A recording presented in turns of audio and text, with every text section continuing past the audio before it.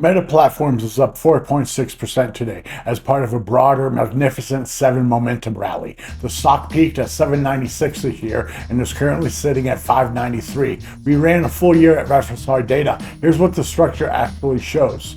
Meta just raised its AI capital expenditure guidance to between 125 and 145 billion for 2026. They are leasing a massive data center in India. They are developing their own chips to compete with Nvidia. Quarter one earnings came in at 1044 per share against estimates of 666, a significant beat. Revenue hit 56 billion. The business fundamentals are strong. The stock price tells a more complicated story. 1 year daily data FSR Score 84%, Rolling FSR 95%. Price started the year near $700, climbed to a peak near $775, then dropped hard, falling all the way to around $480. The yearly average sits at $665. Price is currently at $593, still more than $70 below the average despite today's 4.6% gain.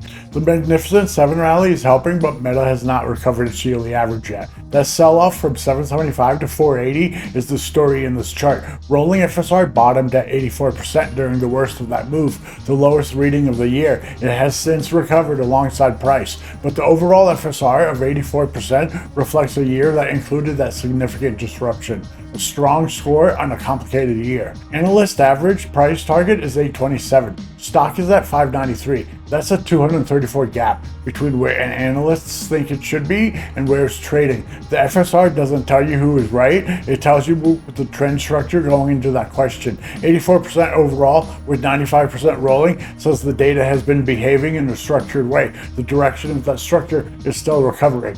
Earnings July 29th. We'll run the pre-earnings FSR before that report. Full tool at predictability-api.com. Link is in the description. Breakdowns happen all the time. Thanks for stopping by. We'll catch you in the next one.